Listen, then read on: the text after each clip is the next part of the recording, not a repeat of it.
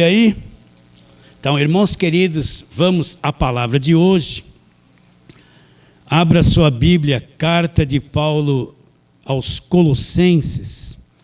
Nós estamos naquela série de meditação da carta de Paulo aos Colossenses. E vamos ler capítulo de número 1, do verso 13 até o verso 19. As últimas duas pregações foi do verso 13 a 17. E hoje nós vamos acrescentar mais, verso 18 e 19. Então, leitura do verso 13 ao 19. Acompanhe aí na sua Bíblia, memorize esses textos. Vamos ler?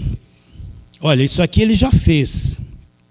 Isso aqui foi escrito para a igreja. Não pode falhar. Se está escrito, é verdade. Ele, o que ele já fez por nós? Nos libertou do império das trevas. O que ele já fez por nós? Nos libertou, passado. Você é um crente de verdade. Então não precisa desses cultos de libertações que se propagam por aí. Você já é um liberto, agora precisa conhecer a verdade. Ele nos libertou do império das trevas e fez mais o quê? Nos transportou para o reino do Filho do seu amor. Chegando no reino, o que eu encontro? Duas coisas. No qual, neste reino, temos a redenção, fim do cativeiro, e a remissão de todos os pecados. Houve a retirada da culpa, o preço foi pago, e houve a remissão dos pecados. Olha que lindo, só esses dois versos.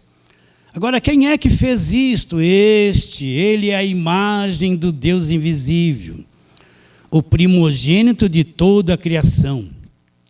Pois nele foram criadas todas as coisas, nele em quem? Cristo.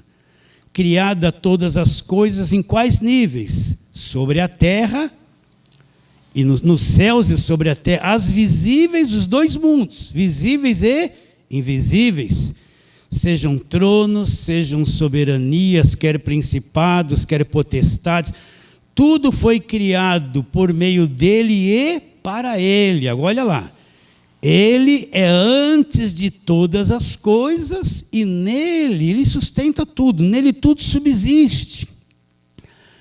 Ele é a cabeça do corpo da igreja, ele é o princípio, o primogênito dentre os mortos, para em todas as coisas ter a primazia. Porque aprouve a Deus que nele, em Cristo, residisse o quê? Toda a plenitude. Plenitude de quê? Da divindade. Cristo é o Deus pleno, né? Alguns dizem que Jesus Cristo não é Deus, ou dizem que ele é um Deus com letra minúscula, mas Cristo é Deus. Nele habita toda a plenitude da divindade. Então vamos à perguntinha que você já se cansou, né? Por que Paulo escreveu esta carta aos Colossenses? Eu acho que domingo que vem você gostaria de dar essa introdução? Quem gostaria, eu vou deixar.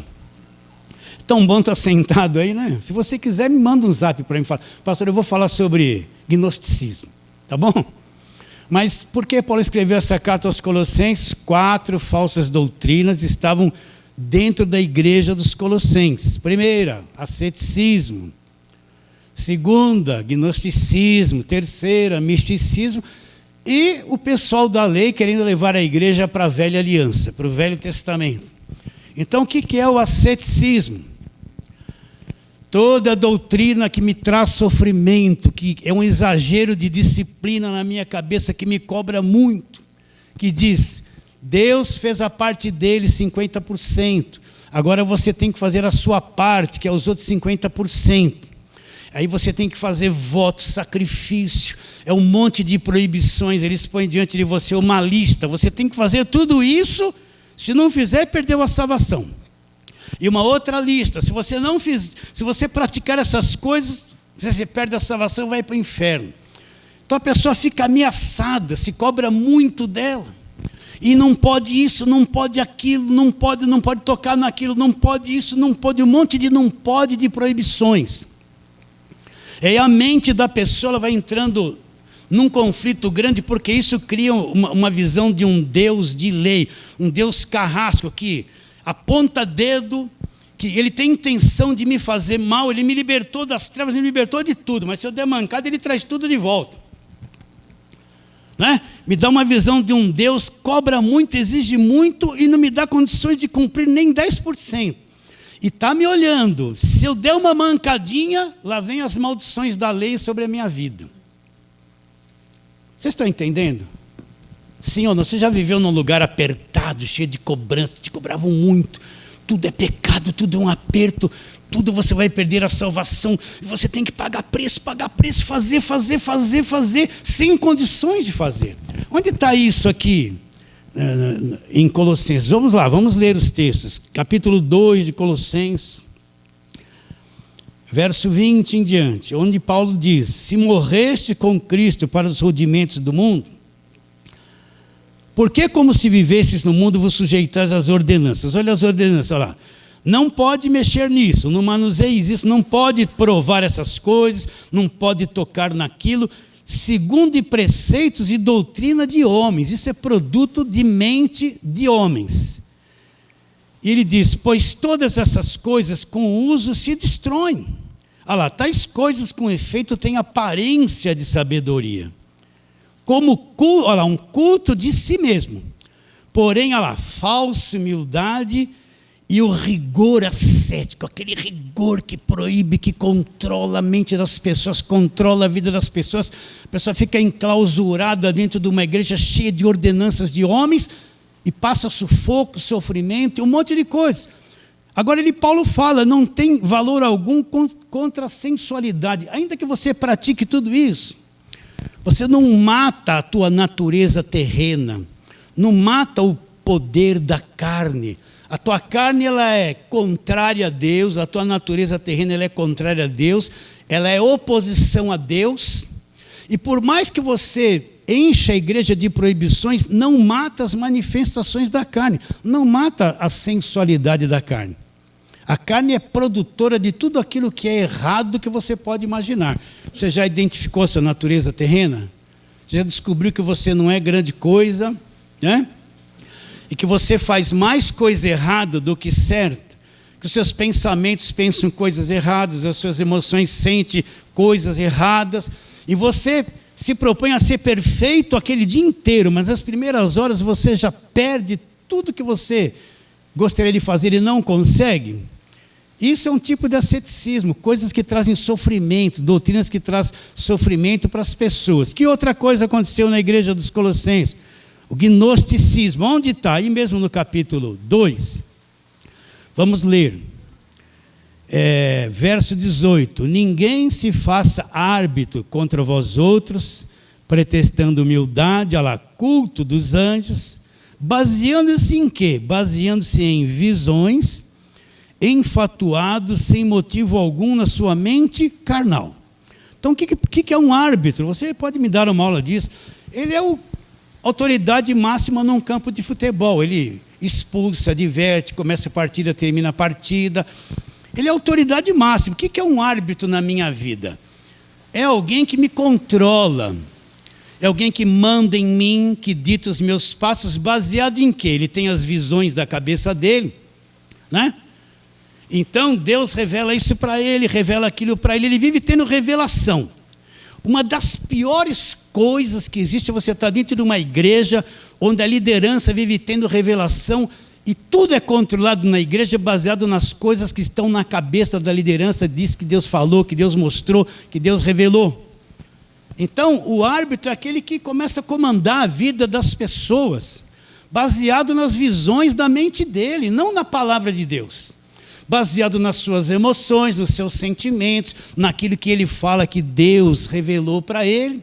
O que é o gnosticismo? Eu quero sentir um Deus na carne, eu quero um Deus emoção, então eu preciso de um Deus que me faça uma pressão para mim orar em língua, bater pé, sapato de fogo, canela de fogo, gritaria, as irmãs ficam... Você já viu isso? E nesse ambiente eufórico todo, aí é que a mente viaja. Aí começam as revelações, eu vi um anjo, eu vi isso, eu vi aquilo. Vem os recados, Deus manda te dizer que hoje vai te levantar. Olha, vem a lei também, Deus vai pesar a mão sobre você, se arrependa hoje. Você já esteve num ambiente assim? Cuidado com essa gente, entende? Cuidado com essa gente que vê um montão de coisa, que revela um montão de coisa. Você vê que eles têm um ponto iguais a todos, eles não se baseiam nada no Evangelho. A igreja é dirigida pela cabeça deles, pelas emoções deles, pelos sentimentos deles. E outra, as pessoas que não conhecem a verdade, eles se sentem muito atraídas por esse tipo de gente e vão viver atrás deles. E tudo que eles falarem é Deus. Vão dar o seu carro para eles, sua casa, o seu dinheiro. Vão viver subordinado a eles, e qualquer coisa que discorde, não, olha o ungido de Deus. Não pode se levantar contra o ungido de Deus. Esse tipo de gente não pensa mais, fica bobada, não é? Presta atenção. O verdadeiro servo de Deus não é dono de ninguém. Ele não atrai as pessoas para si mesmo. Ele atrai as pessoas para Jesus Cristo e para o Evangelho da graça de Deus. Está bem claro isso? O alvo dele é que as pessoas entendam a verdade, creiam e vivam a verdade. Ele não quer aparecer. Ele não está interessado em grandes coisas. O interesse dele é o crescimento espiritual das pessoas. Ele não manda em ninguém. Pastor não é dono de igreja, né? Quando você vê uma igreja que a família manda, começa a tomar cuidado. Porque do pai passar para o filho, do filho para o neto, eles mandam. Entende? A igreja não é... Ninguém manda na igreja, a igreja é de Jesus Cristo. Se Deus levanta alguém para pregar a palavra, é para ele pregar a palavra, mas não para manipular a vida de ninguém. Está bem claro isso? Já esteve numa igreja onde a família manda? Tudo é o pai, a esposa, é o filho, e eles mandam em tudo, né? Controlam todo mundo de acordo com aquilo que eles acham. A igreja é de Deus. Qual outra coisa que entrou na igreja? Eu tenho que correr, senão eu fico muito tempo nisso. Aí mesmo no capítulo 2, você volta um pouquinho, é o misticismo. Verso 8. Cuidado que ninguém vos venha enredar com a sua filosofia e vãs sutilezas, conforme a tradição dos homens, conforme os rudimentos do mundo, e não segundo Cristo. Então, você vai numa igreja que se diz evangélica hoje, você vai lá, vai encontrar um pouquinho de macumba, um pouquinho de espiritismo, um pouquinho de catolicismo, agora eu vou brincar, um pouquinho de Jesus, né? Vocês estão entendendo? Então você vai lá, eles vão te distribuir um sal grosso que veio da macumba, e é ungido agora. Eles vão trazer uma água do Rio Jordão, que é santa, que foi consagrada no monte, e se você beber, ele vai ser curado. Eles vão trazer uma rosinha, dizendo que Jesus é a rosa de Saron, que é Jesus, é ungido, e você vai levar a rosinha para sua casa, e todo mal, primeiro você é crente, o demônio está na tua casa, para tirar o demônio da tua casa tem que levar a rosinha vai chupar o demônio, aí a irmã põe a rosinha na bolsa, murcha, e vai queimar na igreja, o demônio vai grudadinho na rosa. E vem esse monte de objetos orados, você não vê isso pela televisão? É um monte de óleo, aliancinha, cajadinho, chavinha de plástico, canetinha ungida, não é? E os nomes de demônio, Exu, Tranca-Rua, Pombagira, isso é coisas que se fala dentro da macumba.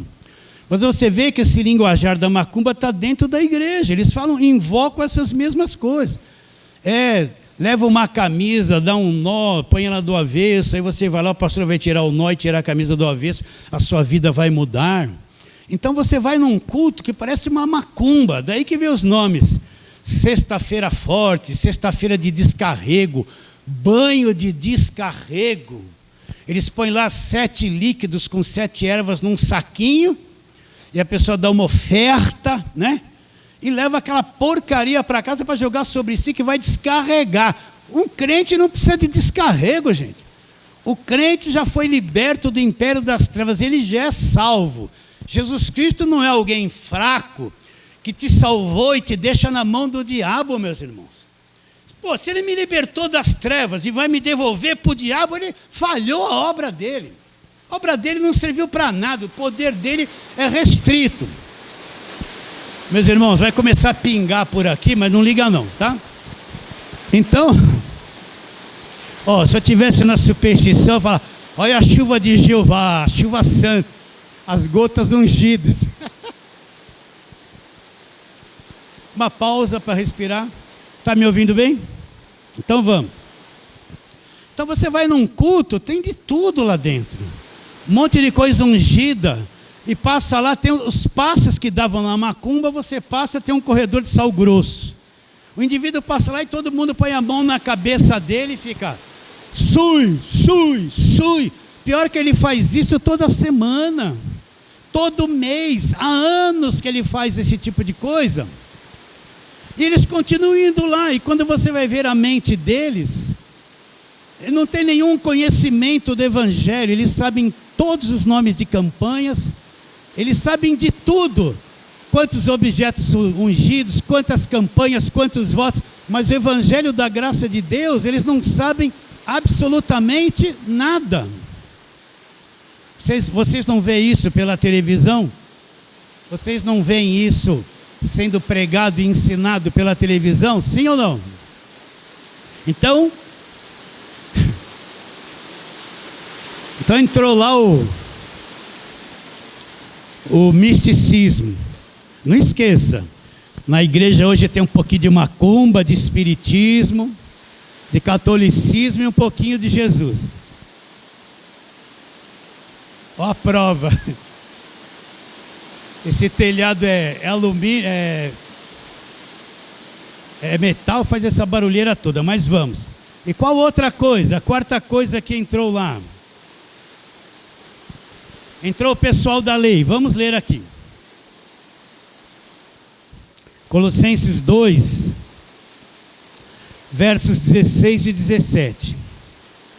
Ninguém, pois, vos julgue por causa de comida e bebida, ou dia de festa, ou lua nova, porque tudo isso tem sido sombra das coisas que haviam de vir. Porém o corpo é de Cristo. Aqui está o pessoal da lei, querendo levar a igreja para a velha aliança. Então vamos à simples explicação. Nós temos que entender que o fim da lei é Cristo. Quando Paulo fala em Romanos 10, 4, que o fim da lei é Cristo, Paulo nasceu no judaísmo, ele era judeu, ele conhecia tudo sobre a religião judaica, ele conhecia tudo. Quando ele fala que o fim da lei é Cristo, o que esse judeu tem em mente? Ele sabe que agora foi instituída uma nova aliança. Jesus, quando pegou o cálice na última Páscoa, ele falou o quê? Este cálice é o quê? O Novo Testamento no meu sangue. Ele está prestes a ir para a cruz. E na cruz vai começar o Novo Testamento, a nova aliança. Mateus, Marcos, Lucas e João, antes da cruz ainda não é a nova aliança. É a parte histórica dos milagres, Jesus cumprindo a lei. A nova aliança começa quando ele diz, está consumado, morre e ressuscita. Isso está claro diante de nós. Então Paulo sabe, quando ele diz que o fim da lei é Cristo, que a velha aliança, o judaísmo, tudo aquilo acabou na cruz. A religião judaica acabou na cruz. Cristo foi o último sacrifício, o sangue dele é o sangue que instituiu a nova aliança, e toda a velha aliança deixou de ter razão.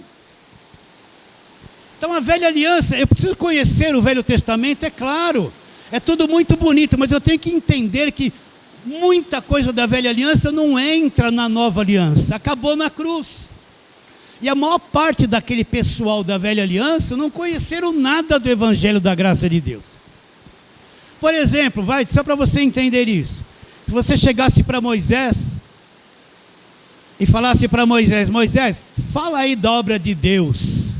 O que ele ia dizer da obra de Deus? Olha, nós estávamos apertados, o mar na frente, o exército dos egípcios atrás, estávamos apertadíssimos lá. Mas aí Deus falou, levanta o cajado, e eu levantei o cajado e o mar se abriu e nós passamos. E quando o exército dos egípcios vieram, o mar se fechou e nos libertou e matou a todos. Foi maravilhoso isso, o povo estava com sede. E Deus mandou, fere a rocha no deserto, e eu feri a rocha e saiu água. E outros milagres maravilhosos que Moisés fez. Ele ia contar isso com empolgação, com o coração batendo. Mas se você chegasse para ele e falasse assim: Moisés, me fala do evangelho da graça de Deus, me fala da justificação, ele ia olhar para você e falar assim: olha, isso aí não é a minha linguagem, porque eu sei de tudo isso que Deus fez a meu respeito. Até a lei foi trazida através de mim, mas a justificação pela fé eu não entendo nada, é um conhecimento que ele não tinha. Você está entendendo o que eu estou te dizendo? Então, muitos personagens, o pessoal prega sobre Gideão. Gideão não entendeu nada da nova aliança, não entendeu nada. O que ele entendeu era vencer os medianitas. Deus deu aquela estratégia para ele, ele cumpriu e venceu os medianitas, mas não entendeu nada do evangelho da graça de Deus, porque ainda era uma coisa oculta que não havia sido revelado. Você vê os salmos, os profetas apontando para a vinda de Cristo, maravilhoso, mas o que eles entenderam de Romanos, o que eles entenderam de Gálatas, o fim da lei, não entenderam nada, porque era uma coisa oculta que vinha a ser revelada depois da cruz, pela revelação do evangelho da graça de Deus. Então nós, igreja, nem existimos no Velho Testamento, não existe a palavra igreja no Velho Testamento. A igreja vem existir da cruz para frente, com a vinda e o derramamento do Espírito Santo. Então nós precisamos entender, a Bíblia toda é palavra de Deus, a Bíblia toda é inspirada por Deus, claro, mas eu preciso ver o Velho Testamento com a ótica das cartas de Paulo, da nova aliança. Preciso olhar para o Velho Testamento com a visão do novo. Aí eu vou ver que tudo aquilo se acabou na cruz. Então elabora em grande erro eu pegar a igreja hoje e ficar praticando as coisas da velha aliança, trazendo aqueles símbolos judaicos, festas judaicas, aquele monte de proibições, levar as pessoas de volta para a lei, para o judaísmo. Por quê? Porque tudo isso acabou na cruz, meus irmãos. Vocês entendem? Quem disse isso? Um judeu que perseguia a igreja, que vivia debaixo da lei, que foi o apóstolo Paulo. Deus revelou o evangelho para ele, e ele entendeu claramente: o fim da lei é quem? É Jesus Cristo. Então elabora em grande erro pegar a igreja hoje e levar para a velha aliança.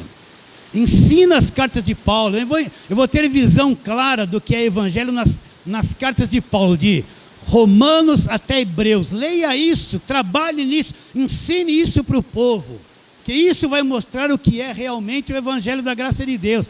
Quando eu falo que é ensinar, não é um pontinho ali, outro pontinho aqui. Pegue cada carta, meus irmãos, trabalhe em toda ela, versículo por versículo, explore isso. Quanto mais você entrar, mais você vai enxergar e vai ver. O povo precisa conhecer o que é evangelho.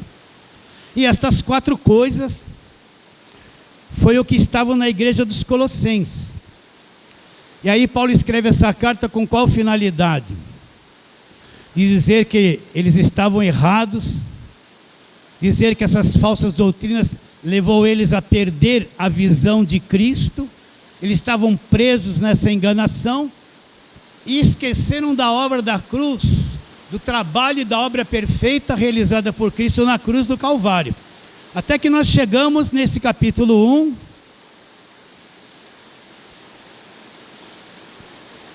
do verso 13 em diante. Vamos ler de novo. Ele nos libertou do império das trevas e nos transportou para o reino do Filho do seu amor, no qual temos a redenção, a remissão dos pecados.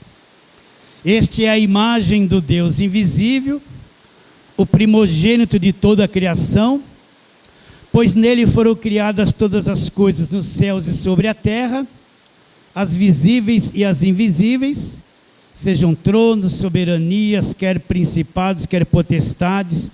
Tudo foi criado por meio dele e para ele. Ele é antes de todas as coisas e nele tudo subsiste. Ele é a cabeça do corpo da igreja, é o princípio primogênito dentre os mortos, para em todas as coisas ter a primazia, porque aprove que a Deus que nele residisse toda a plenitude da divindade. Então, nós já falamos sobre Cristo se humanizou, assumiu a forma humana, já falamos sobre Cristo como Criador, e hoje nós vamos falar sobre esse verso aqui, o cabeça da igreja. O cabeça da igreja. Então, preste atenção nisso. Você conhece o corpo humano, olha aqui, ó. O que controla o corpo, o seu corpo inteiro? Você está mexendo os braços, você está falando, mexe as pernas, a sua língua produz a fala, não é isso? Produz as palavras. Mas quem é que comanda tudo isso? Quem é que dá ordens? Quem é que codifica tudo isso e leva teu corpo todo a se expressar em palavras, em ações, a andar, a sentar, a se alimentar? Quem é que comanda todo o processo digestivo do teu organismo? É o teu cérebro, é a tua cabeça, sim ou não? Não é? Eu estou falando com você agora, mas está se passando tudo aqui para mim falar. A minha língua recebe a ordem do cérebro e se move de forma que as palavras saiam. Minha mão está aqui se mexendo, eu estou segurando aqui o microfone. Tudo isso tem um comando da mente, do cabeça. Está claro isso? Nada no corpo se move ou funciona de moto próprio. O cérebro, a tua mente é o comandante de tudo. É ou não é? Se a pessoa tem um derrame numa parte do cérebro, lá do lado direito, qual parte do corpo que paralisa? O lado esquerdo. Por quê? Porque a parte direita do cérebro é que faz o lado esquerdo do seu corpo funcionar. Se tem um derrame no lado esquerdo, qual parte do corpo que paralisa? Do lado direito. Por quê? Porque o lado esquerdo do teu cérebro faz o seu lado direito do corpo funcionar. Se deu um derrame total, ainda que os outros órgãos estejam bons, saudáveis, vão parar e vão morrer, porque a cabeça foi atingida e vai parar de funcionar o corpo todo. Está bem claro isso? Está simples. Agora, Cristo é o cabeça da igreja. Cristo é o administrador da igreja. Qual igreja? Você acha que tudo que está na televisão é igreja? Você acha que em qualquer lugar que você passa está lá igreja, é igreja? A igreja verdadeira, meus irmãos, são os nascidos de Deus, os chamados segundo o propósito de Deus, os nascidos do alto. E isso não tem nenhuma denominação que monopolize e tenha um controle sobre essas coisas. Tem muitas denominações que são igrejas que parecem macumba, que exploram as pessoas, tomam dinheiro delas, não pregam o evangelho da graça de Deus, escondem a verdade e são prósperas e têm o nome de igreja. Igreja não tem placa, não tem nome de denominação. Igreja são os salvos, os que acordaram, que creram em Cristo, que são salvos, têm o Espírito Santo habitando dentro deles, foram selados com o Espírito Santo da promessa. Não é esse monte de denominação, esse monte de nome, esse monte de falso evangelho que aparece pelos meios de comunicação. Não é essa gente que engana, que prende o povo, que explora o povo, que faz o povo, faz a igreja um partido político, que enfiaram a igreja na política. Acabou a credibilidade da igreja desses anos para cá, acabou. A igreja são salvos de verdade, que entenderam a verdade. Essa é a igreja que Jesus Cristo é o cabeça, que Jesus Cristo trabalha, que Jesus Cristo administra. Nenhuma organização tem poder para administrar a igreja de Deus, a igreja do Deus vivo, que foi comprada com seu sangue. Vamos lá, Atos 20, vamos lá um pouquinho. Atos 20. Paulo está falando com os presbíteros da igreja de Éfeso, ele vai para Jerusalém, vai ser preso. ele está dando orientações. Ele diz, verso 28, atendei por vós e por todo o rebanho, sobre o qual o Espírito Santo vos constituiu bispo, para fazer o quê? Para pastoreardes a igreja de Deus, a qual ele comprou com seu próprio sangue. Então, Deus não tinha sangue, mas quando ele se encarnou na pessoa de Jesus Cristo, Deus passou a ter sangue na pessoa de Jesus Cristo. E esse sangue que foi derramado na cruz, ele resgatou a igreja, ele comprou a igreja com seu próprio sangue. Essa é a verdadeira igreja de Deus, os redimidos, os justificados, os salvos, e não tem placa, não tem nome, não tem estatuto, não tem nada, meus irmãos. Vocês entendem o que eu estou dizendo isso? Cristo é o cabeça dessa igreja, essa igreja se encontra em toda parte. E essa, a igreja, os membros estão conectados a Cristo, selados com o Espírito Santo da promessa. Isso aí ninguém segura. Não pensa que essa igreja tem grande expressão na mídia, tem lá um grande programa de televisão. Ela está no anonimato. É uma igreja que talvez não tenha a voz que deveria ter, mas no mundo todo tem um monte de gente, às vezes pequena, sem muita expressão, tem um monte de pregadores sem muita expressão, com um rebanho pequeno, falando o evangelho da graça de Deus. Está oculto isso. As pessoas pensam que igreja é essa vitrine que vem pela televisão, essas igrejas grandes, lotadas, que exploram o povo. Isso não é igreja, isso aí é um engano, porque eles falam o que eles pregam, a gente dá para deduzir o que é e o que não é, meus irmãos. Mas a igreja de Cristo não tem placa, não tem nome, não é uma denominação particular de ninguém. Cristo é o verdadeiro pastor, ela está esparramada em todos os cantos. Não tem muita expressão de poder econômico, poder político. Mas o que vive dentro dela é o evangelho da graça de Deus. Ela está conectada no Espírito com Jesus Cristo. Jesus Cristo é o quê? É o cabeça. É o que está administrando essa igreja. Não tem muita aparência, não tem muito show, não tem fumaça no altar, não tem telão lá atrás, não tem aquele monte de gente vibrando, adorando os seus ídolos, os seus bispos, né, apóstolos. Mas ela está aí até sofredora, até solitária, até meio solitário, sem saber, meio desconfortável. Essa é a igreja verdadeira, selada com o Espírito Santo da promessa. E Cristo é o cabeça dessa igreja. Não pensa que essa igreja está sem administração. Não pensa que essa igreja está sem comando. Não pensa que essa igreja, vamos até falar assim, esse aí está desigrejado. Não vem na nossa denominação, é um desigrejado. Olha, tem igrejas que seria bom que você nem entrasse, porque não prega o evangelho da graça de Deus. Muitos que estão ali dentro nem salvos são.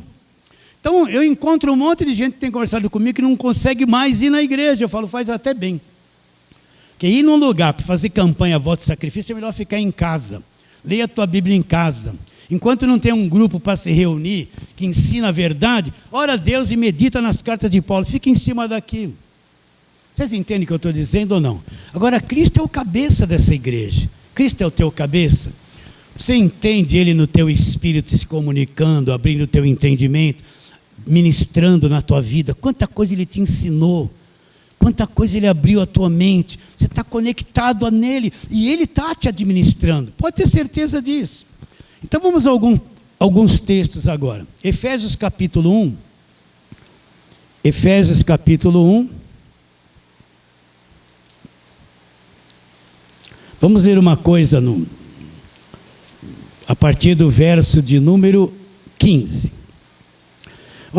Eu vou ler aqui bastante, tá? Eu gosto de ler bastante. Então vamos ler do 15 ao 23. Efésios capítulo 1, versos 15 a 23. Paulo está fazendo uma oração pelos Efésios. O que Paulo está pedindo para os Efésios? Por isso também eu, tendo ouvido a fé que há entre vós no Senhor Jesus, e o amor para com todos os santos, não cesso de dar graças por vós, fazendo menção de vós nas minhas orações, Então o que Paulo está orando? Paulo não está pedindo casa, não está pedindo carro, não está pedindo prosperidade, não está pedindo cura. Paulo está pedindo uma coisa muito superior, que sabe que se os efésios tiverem isso vai influenciar o resto da vida e comportamento deles. Olha o que Paulo pede. O que Paulo pede? Verso 17. Para que o Deus de nosso Senhor Jesus Cristo, Pai da glória, vos conceda espírito de sabedoria e revelação. Em quê? Sabedoria e revelação de quê? No pleno conhecimento dele. Então o que Paulo está pedindo? Que Deus abrisse o entendimento deles, concedesse espírito de sabedoria e revelação, para que eles tivessem um pleno conhecimento de Deus. E ele continua no verso 18: iluminados os olhos do vosso coração, para saberdes qual é a esperança do seu chamamento, e qual a riqueza da glória da sua herança em quem? Nos santos. Então Paulo pede, ilumina os olhos do coração. O coração é o nosso espírito, ele tem olhos.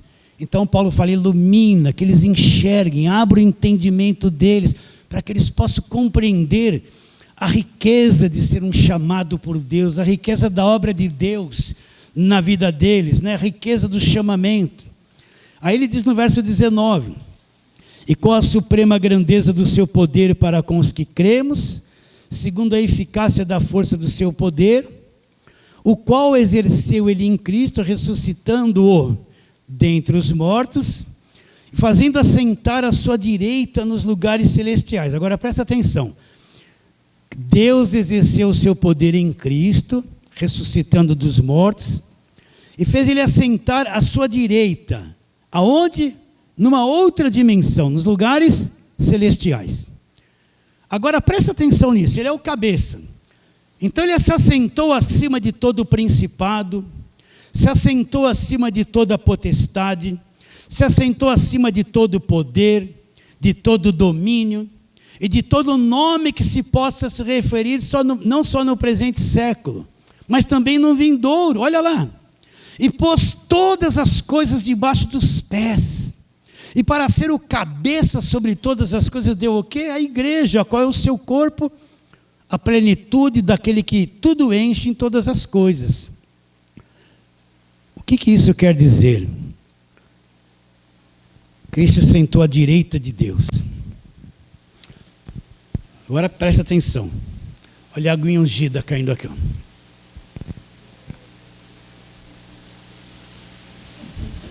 Vou brincar com você.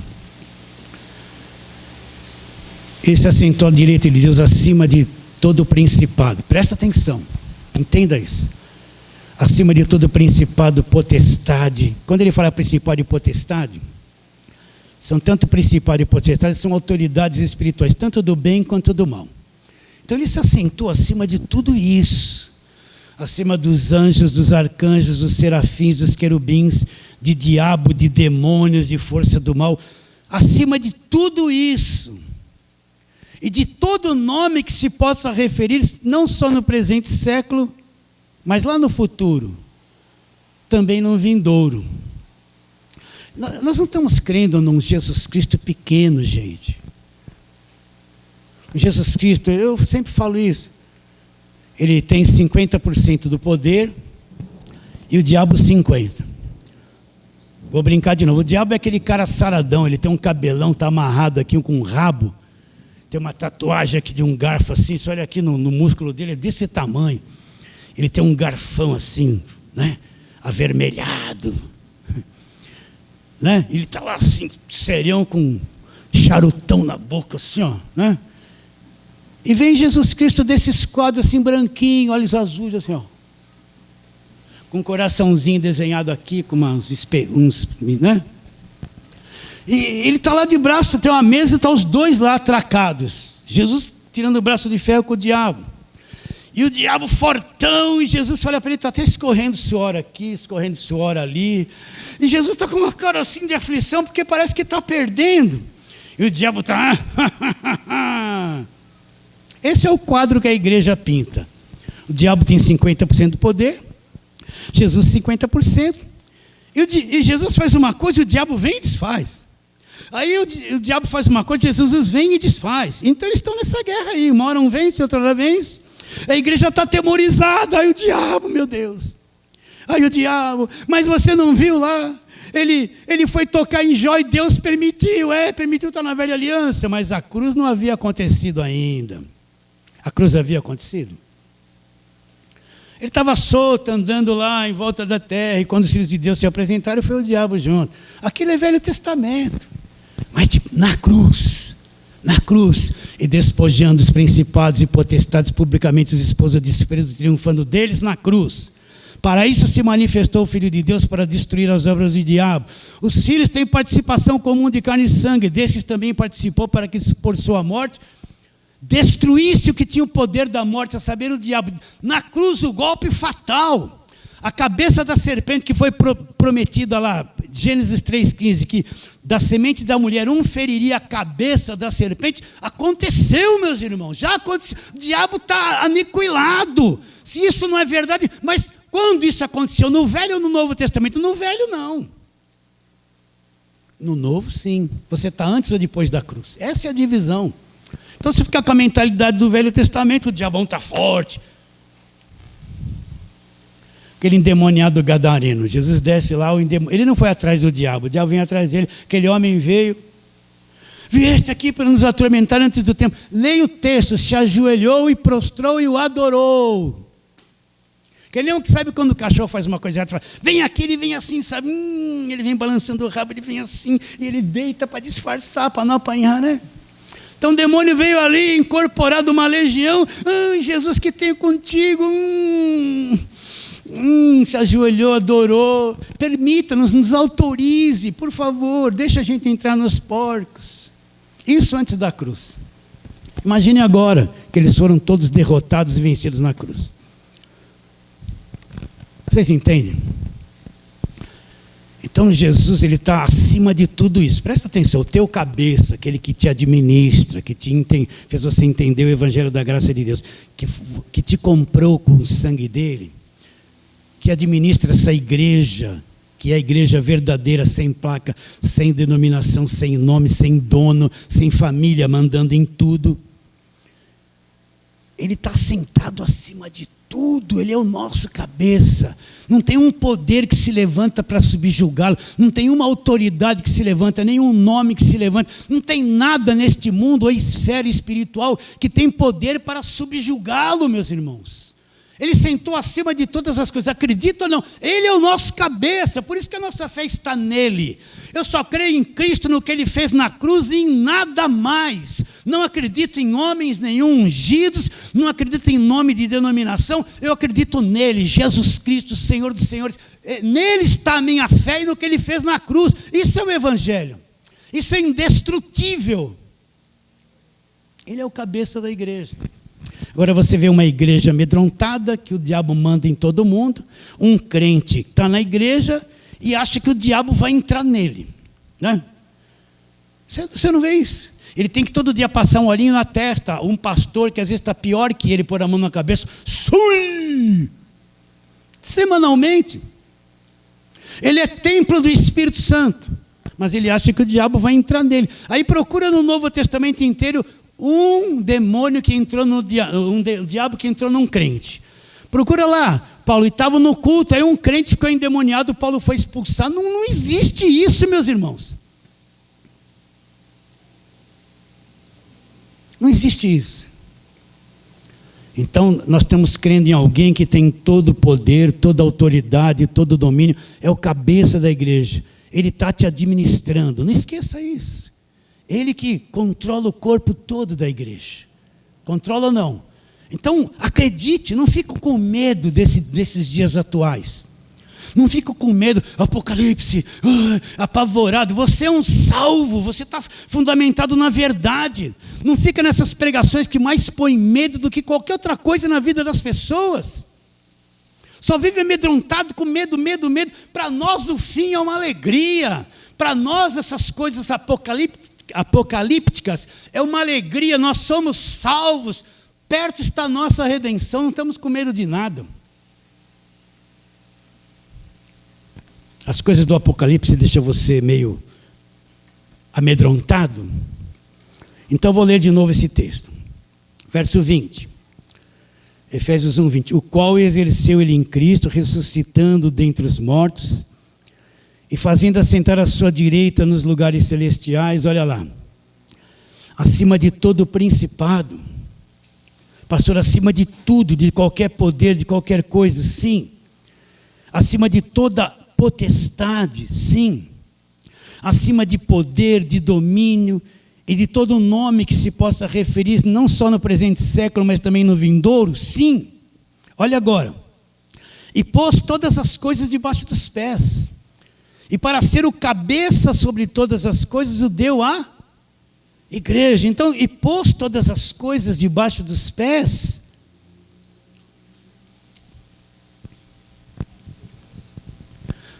Deus está no controle de tudo. Teve um tsunami? Deus está no controle de tudo. Você acha que ele não sabia? Ele foi pego de surpresa. Nossa, eu dei uma cochiladinha aqui e houve um tsunami, né? As geleiras todas estão se derretendo, com possibilidade de cidades beira-mar serem invadidas. Você acha que Deus está meio esquecido? Está tudo no controle dele. Eu já perdi uns fios de cabelo hoje. Você perdeu? Está no controle dele. Até os fios de cabelo da vossa cabeça estão todos contados. Sim ou não? Tudo isso está acontecendo, esse tempo do fim, está tudo no projeto de Deus, está tudo no controle dele. Ele disse que seria assim, vai ser assim.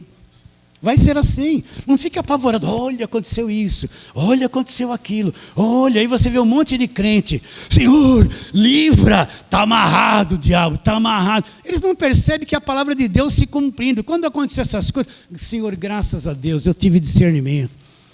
Não cai um pardal é preso se não for da autorização de Deus. Não é verdade? Sim ou não? Ele está no controle de tudo. Quem disse que o amor se esfriaria foi ele. Quem disse que a ciência se multiplicaria foi ele. Quem disse que todos esses acontecimentos estão acontecendo foi ele que disse. Não tenha medo, ele está no controle de tudo isso. Ele é o cabeça. Você enxerga isso comigo? Então, quando você entender bem, tiver fé, firmado, cada dia é um dia de alegria. Você passa os seus problemas financeiros, sua luta familiar, com filho, com um monte de coisa que todo mundo passa. Mas aqui dentro tem um consolo, uma segurança, uma maturidade, uma convicção que faz você passar por todos esses dias com sabedoria, com paciência, com perseverança, com fé, com coragem, mesmo com angustiado algumas vezes, preocupado algumas vezes. E pôs todas as coisas debaixo dos pés. E para ser o cabeça sobre todas as coisas, deu o quê? A igreja. Agora, Cristo é o cabeça. A Bíblia não diz que ele é pé. Diz que ele é pé? Não. E para ser o cabeça sobre todas as coisas, Deus deu a igreja. Quem são os pés de Cristo? Somos nós, a igreja. Quem são os pés de Cristo? Se ele é o cabeça, ele não é pé. Então, entenda isso. Todas as coisas estão debaixo dos pés. Os pés é a igreja, meus irmãos. Somos nós. Todas essas coisas estão debaixo dos pés da igreja. Isso quer dizer, pastor, que eu nunca vou ter problema? Não, você vai ter muito. Você está inserido num país com uma política confusa, onde existe muita corrupção. Você faz parte de uma sociedade corrompida. Você pode sofrer coisas que vêm de tudo isso e passar pelas mesmas tribulações que um ímpio passa, mas dentro de você, você conhece a verdade. Todas as coisas estão debaixo dos pés. Os pés são quem? Somos nós. É a igreja. A igreja salva, comprada pelo sangue de Jesus. Então ele é o cabeça. Ele é o cabeça. E todas as coisas estão debaixo da sua autoridade, debaixo dos seus pés, debaixo do seu poder, debaixo do seu domínio. Então, os colossenses não tinham essa visão. Estavam lá preocupados, vão voltar para a lei, aquele ali viu isso, olha o culto dos anjos, olha o misticismo, não pode isso, não pode aquilo, e perde a visão da obra de Cristo. Então, as falsas doutrinas, o ensino errado, as pregações erradas, primeira coisa que elas fazem, descentralizam Cristo, e centralizam a igreja e a campanha, o voto, aquilo que eles vão fazer. Descentralizam Cristo e centralizam o líder, que ele, até o suor dele cura. E uma igreja com falsa doutrina perde a visão da cruz. Você pode ver que não explicam nada da cruz e do Cristo crucificado. Tudo vão lá para o Velho Testamento, as piores doutrinas de campanha vêm tudo do Velho Testamento. Os 318, os cajadinhos de Moisés, pode ver. A água do Rio Jordão, tudo vem a mentalidade de quem está debaixo da velha aliança. As piores falsas doutrinas vêm da própria Bíblia, daquilo que está na velha aliança. Pode ver, vê o nome das campanhas. Todo ano é um ano de um personagem do Velho Testamento. José prosperou, você vai prosperar. Abraão enriqueceu, você vai enriquecer, né? Salomão foi próspero, você vai ser próspero. Sempre a mesma ladainha. Vamos ler mais um texto.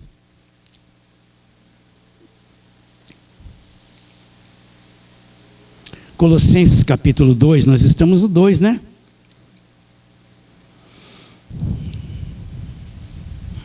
Eu estou em Efésios, Colossenses 2, só para nós terminarmos. O que nós já lemos hoje, verso 8. Cuidado, que ninguém vos venha enredar com sua filosofia, vãs sutilezas, conforme a tradição dos homens, conforme os rudimentos do mundo, olha lá. E não segundo Cristo. Cuidado, não fique preso nessas redes.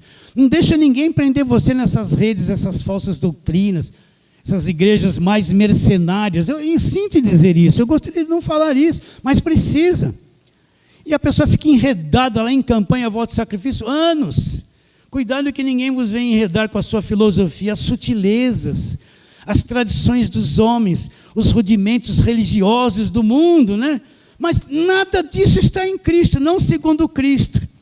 Agora ele apresenta como Cristo, porque, porquanto nele habita corporalmente toda a plenitude da divindade. Cristo habita nele corporalmente toda a plenitude da divindade. Cristo é o Deus pleno, completo. Ele não é menos que Deus ou um Deus menor. Também nele nós já estamos aperfeiçoados. E Paulo repete, ele é o cabeça de todo o principado e de toda a potestade. Ele é a autoridade máxima sobre todas as coisas. Então eu não estou crendo num Cristo fraco, não estou crendo nessa uma batalha espiritual. Ele já venceu tudo isso. Eu não estou crendo em alguém cuja autoridade é fraquinha, não, eu estou crendo na autoridade máxima, eu pertenço a Ele, eu sou parte do corpo dEle, Ele é o cabeça da igreja, está sentado acima de todo o principado, potestade, de toda a autoridade que existe, e todas as coisas estão debaixo da sua administração. Se eu tiver essa visão dEle, que o Evangelho me apresenta, eu vou ser uma pessoa forte. Se eu não tiver uma visão dele, de quem ele é, do que ele fez na cruz, eu vou ser uma pessoa fraca, levada ao redor por todo vento de doutrina. Só para nós terminarmos. Efésios capítulo de número 4. Efésios 4. Vamos ler verso 11. Ele mesmo concedeu uns para apóstolos, outros para profetas, evangelistas, pastores e mestres, com vistas ao aperfeiçoamento dos santos, para o desempenho do seu serviço, para a edificação do corpo de Cristo, até que todos cheguemos a uma unidade de fé e do pleno conhecimento do Filho de Deus, a perfeita estatura, varonilidade, a medida da estatura da plenitude de Cristo. Tem que haver um crescimento, desenvolvimento, um amadurecimento, para que não mais sejamos como meninos, agitados de um lado para outro, levados ao redor por todo o vento de doutrina, pela artimanha dos homens, pela astúcia com que induzem ao erro. Então Paulo fala que eu preciso crescer, ser aperfeiçoado, ter conhecimento, adquirir maturidade. Então não vou ser mais um menino agitado, levado ao redor por todo o vento de doutrina. O que mais você vê? As pessoas sendo jogadas de um lado para outro, levados ao redor, acreditando em qualquer coisa, qualquer vento de doutrina. Aí quando você vai ver, por que elas fazem isso? Não foi construída nelas o conhecimento da verdade. Não foi construída nelas o conhecimento do Evangelho, da graça de Deus. Elas não sabem nem quem é Cristo, nem a sua posição de autoridade. Recebe a palavra de hoje? Fala assim, amém. Vamos ficar em pé? Vamos fazer uma breve oração.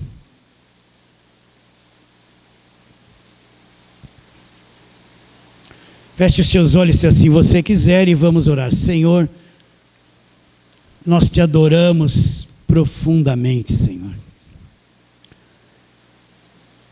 E sabemos que a tua vontade é que tenhamos entendimento, compreensão, revelação do Evangelho.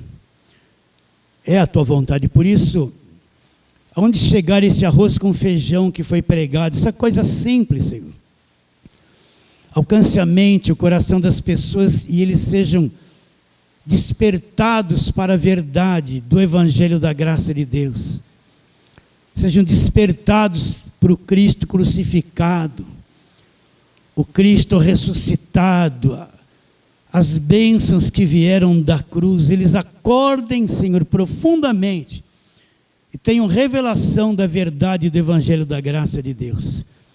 Crendo que será, oramos pela fé, em nome de Jesus. Fale assim, amém. Pode